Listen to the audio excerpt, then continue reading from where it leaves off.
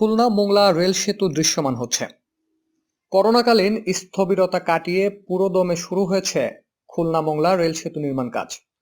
বর্তমানে রূপসা নদীতে সেতুর ৭২ ও ৭৪ নম্বর পিলারের পাইলিং কাজ চলমান। ২ মাসের মধ্যে সেতুর সর্বশেষ ৭৩ নম্বর পিলারের কাজ শুরু হবে। এরপর নদীর মধ্যে নির্মিত পিলারের উপর গার্ডার বসানো হবে। চলতি বছরের অক্টোবরের মধ্যে রেল সেতুর নির্মাণ কাজ শেষ হওয়ার কথা বলছেন প্রকল্প কর্মকর্তারা।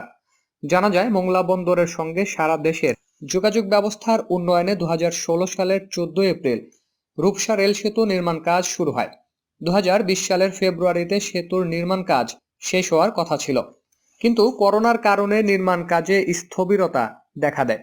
প্রকল্পের নির্বাহী প্রকৌশলী মোহাম্মদ আরিফুল ইসলাম জানান, ৫.১ কিলোমিটার রেল সেতুর মধ্যে রূপসা নদীর খুলনা প্রান্তে স্থলভাগের অংশের ৯৯% কাজ শেষ হয়েছে।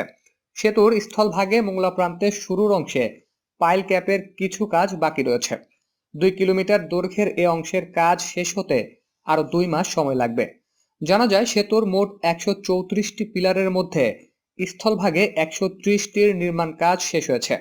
নদী অংশে ৪টি পিলারের মধ্যে শেষ হয়েছে ৭১ নম্বর পিলারের কাজ।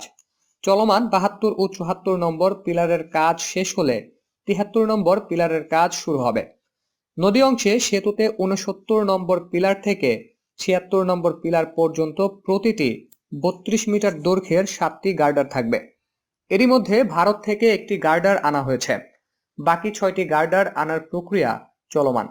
প্রকল্প কর্মকর্তাদের দাবি, রেল সেতুর নির্মাণ কাজ শেষ হলে চলতি বছরের মধ্যে মোংলা বন্দরের সঙ্গে যুক্ত হবে সারা দেশের রেল যোগাযোগ। অর্থনীতিবিদদের মতে, এ অঞ্চলের যোগাযোগ ব্যবস্থার উন্নয়নের ফলে দীর্ঘদিনের স্বপ্ন মোংলা বন্দর পুরোপুরি সচল হবে। শিল্পনগরী খুলনা ফিরে পাবে হারানো ঐতিহ্য। Khulna chamber of commerce and ইন্ডাস্ট্রির সহসভাপতি সিদ্দিকুর রহমান বুলু বিশ্বাস বলেন, খুলনা-মোংলা রেলপথ চালু হলে এ অঞ্চলের ব্যবসায়ীদের ভাগ্যের পরিবর্তন হবে। অর্থনীতিবিদ অধ্যাপক আনোয়ারুল কাদির জানান, পদ্মা সেতু নির্মাণের পাশাপাশি খুলনা-মোংলা রেলপথ তৈরি হলে অর্থনৈতিকভাবে পিছিয়ে পড়া দক্ষিণাঞ্চলে প্রাণ সঞ্চার হবে। খুলনা-মোংলা রেলপথ, পদ্মা সেতু, মোংলা বন্দর, ভৌত অবকাঠামো সব মিলিয়ে এ অঞ্চলে অর্থনৈতিক ঊর্ধ্বমুখী অবস্থার সৃষ্টি হবে। উল্লেখ্য, ২০১০ সালের ২১ ডিসেম্বর জাতীয় অর্থনৈতিক পরিষদের নির্বাহী কমিটি একনেক খুলনা-মোংলা রেল লাইন নির্মাণ প্রকল্পটি অনুমোদন করে। এ রেল সেতুর জন্য ব্যয় ধরা হয়েছে ১,০৭৬ কোটি টাকা।